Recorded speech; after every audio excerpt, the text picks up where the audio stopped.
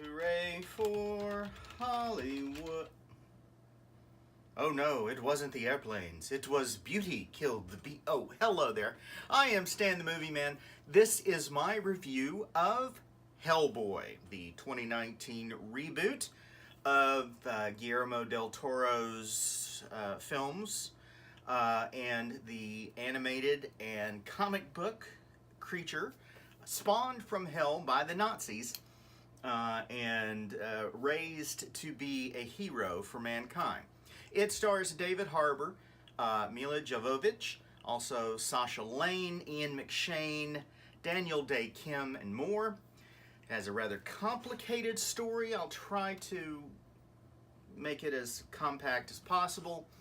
The Blood Queen, Nemu, played by Mila Jovovich, was a 5th century sorceress who King Arthur and Merlin was able to trick into putting herself in a weak position, and they used Excalibur to cut her head off and then dismember her, even though she is still alive while dismembered, and spread her body across Britain so that it would be impossible for her to be reassembled and brought back to life. In modern times, somebody, not even gonna try to figure all this out, but a creature that has a grudge against Hellboy, played by David Harbour, has been informed of where all the parts of the Blood Queen are, and he is going to assemble her in an effort to get his revenge on Hellboy.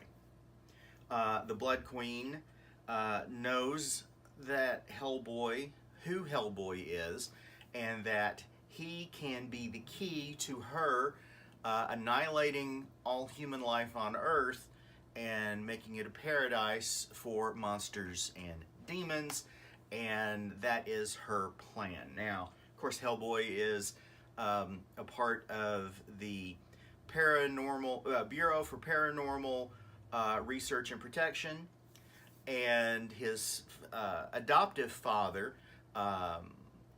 played by Ian McShane,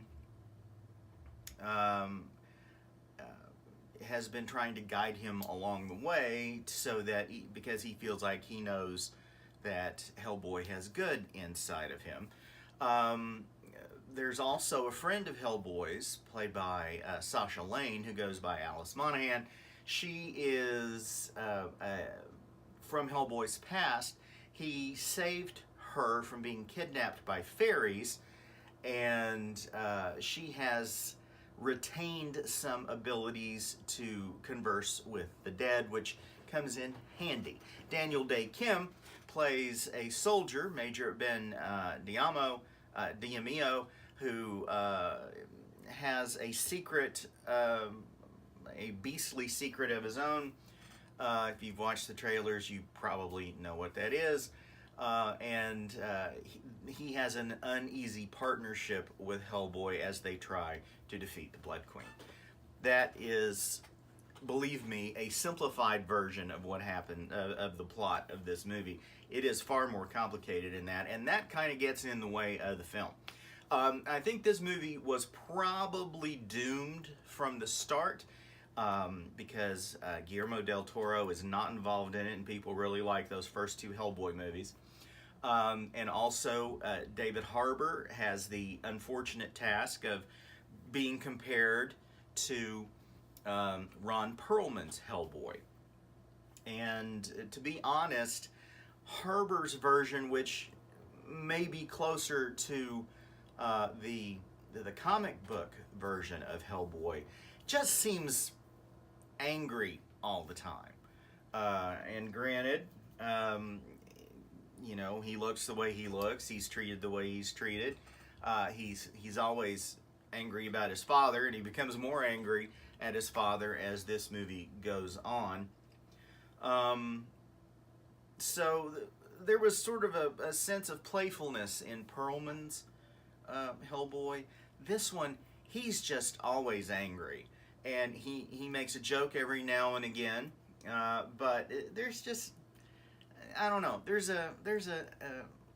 just no fun in this movie, and quite frankly, you know, um, we get the origin story again, a kind of condensed version compared to the original, but still, all in all, this movie just feels very perfunctory and like they were just following a formula without giving that formula any sort of flair or originality. It's and there's lots of CG action, lots of CG monsters, a fair amount of gore. It is an R-rated film, so there's going to be a lot of gore and a lot of language. I don't know. This movie just doesn't have the, you know, the spirit of the first two Hellboy movies. Now, whether that's because of Guillermo del Toro or because the approach to this for an R-rated movie and a reboot, trying to set its own tone and it set itself apart from the originals.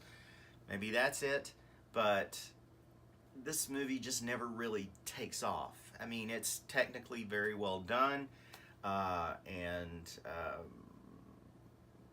you know, if you put the two Hellboys side by side, photos of them, you would be hard pressed to tell much of a difference.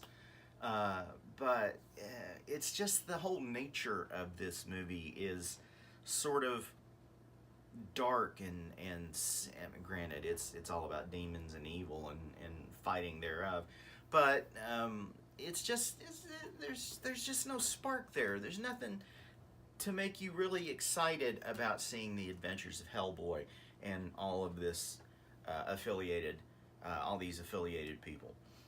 Should you be interested, there are two credits scenes, mid credits and post credits, and both of them establish storylines for sequels. Perhaps the same sequel, but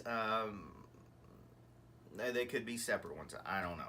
So if you're interested, stick around because you'll have to sit through the end of the credits to see both of them. If you go to see this movie at all, and I'm not telling you not to, but the movie just kind of happens. It doesn't involve you in any way. So there's that. I mean, like I said, it's technically well done. The creature designs are really interesting, and Milla Jovovich, okay, she's fine, but again, I never really got the sense that she was the embodiment of evil that they're trying to sell you in the film. So I don't know. It's fine. I'm giving it 3 stars. It's fine. Go to StanTheMovieMan.com to read my complete review. Listen to The Fractured Frame, where you can check out the latest news and information in the world of movies, TV, and streaming. You can find that wherever you get your podcasts. You can follow me on Twitter. My handle is @MovieManStan. And you can send emails to me, StanTheMovieMan123 @gmail.com. Till next time. Later.